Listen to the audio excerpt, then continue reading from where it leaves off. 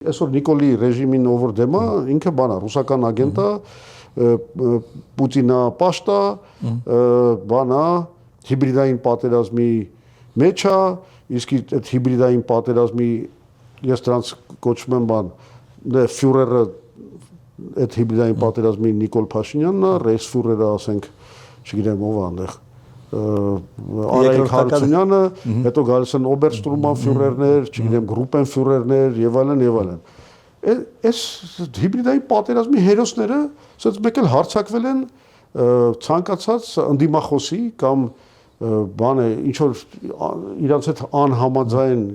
որևէ հարցում եղած մարդկանց վրա սաղին ասում են բան եք դուք հիբրիդային պատերազմի մեջ եք։ Այսինքն